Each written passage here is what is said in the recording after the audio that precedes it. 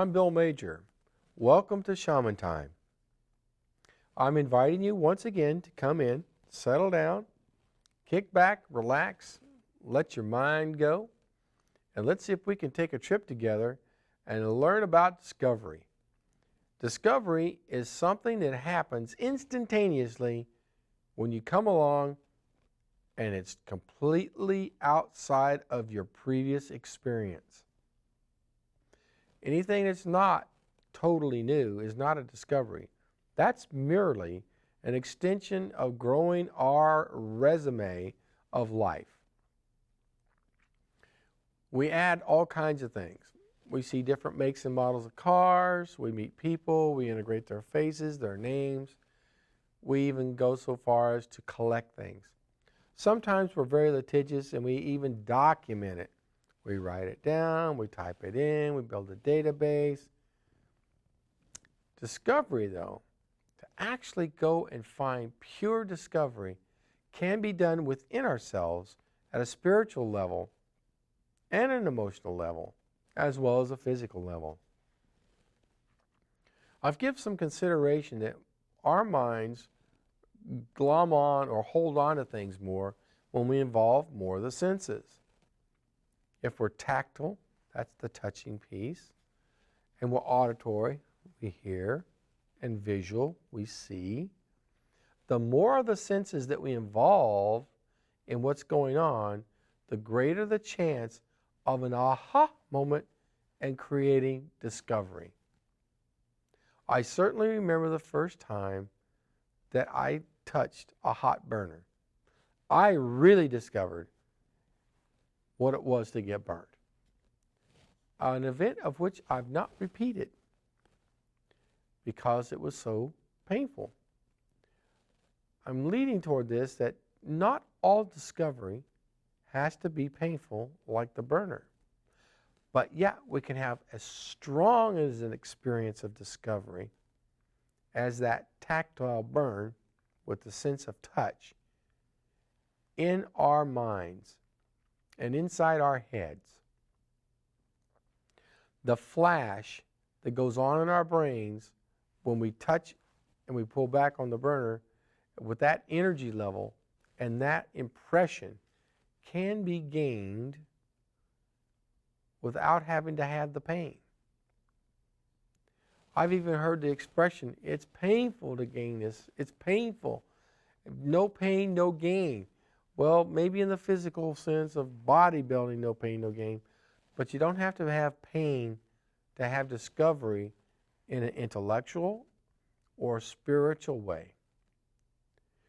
A lot of us grew up on Bible stories or fables, or the handed down yarns that were spun by our aunts and uncles and even our nephews and cousins sometimes. Discovery is available to all of us.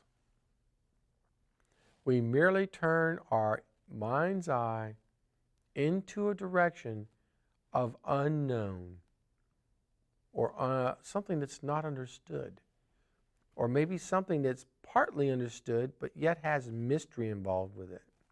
So not only are we going through the process of discovery, we're being led on and romanced by mystery, the unknown.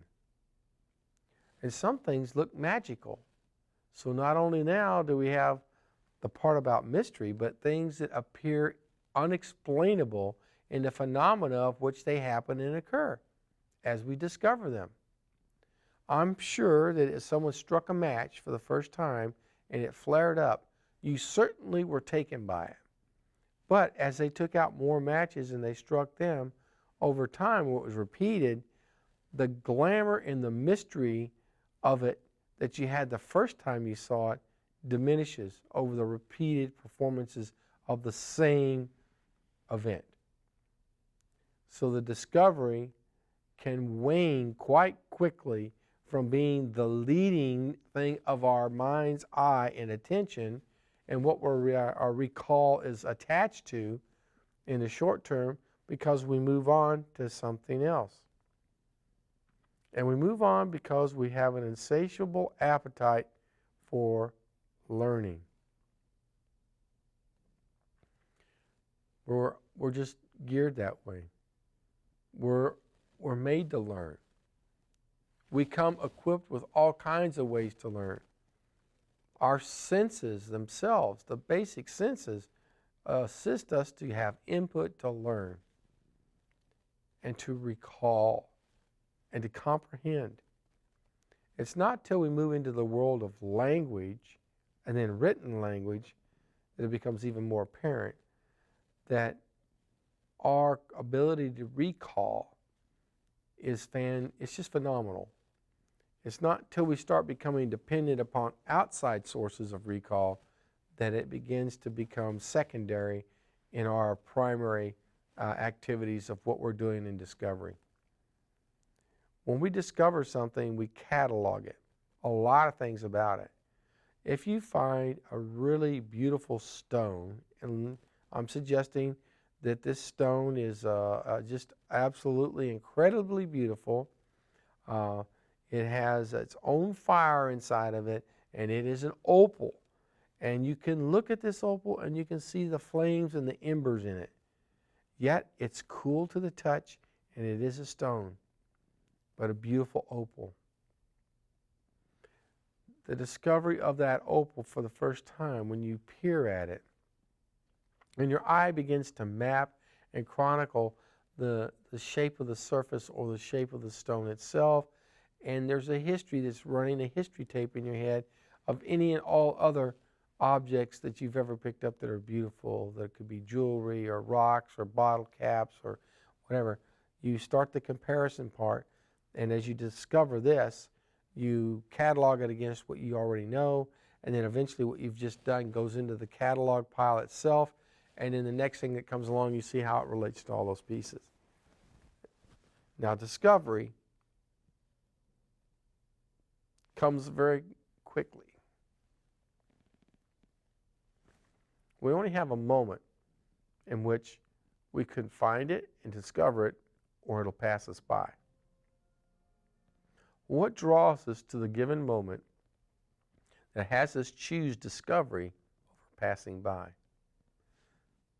What is that intuition piece that draws us to something that we can't explain?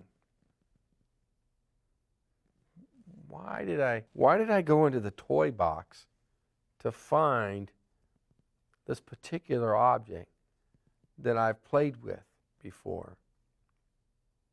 And yet, there's something new about it.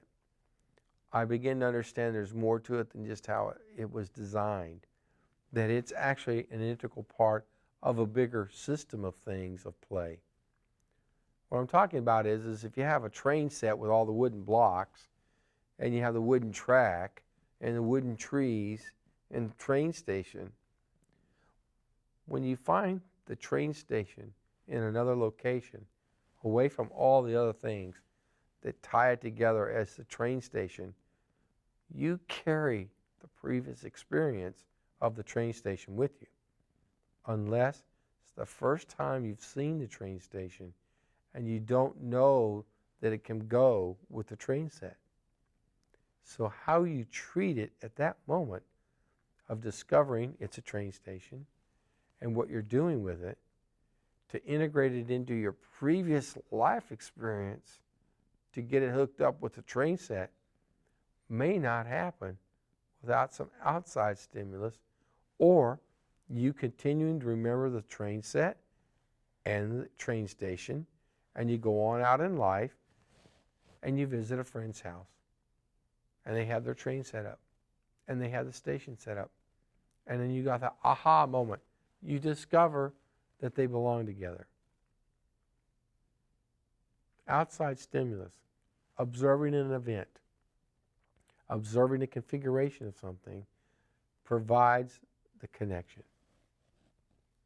Depending on how powerful that experience was when you discovered it the first time, will help you to discover new things and to join old things back together. Put that love out there for everybody. I look forward to seeing you next time. It's Bill Major, and this is Shaman Time.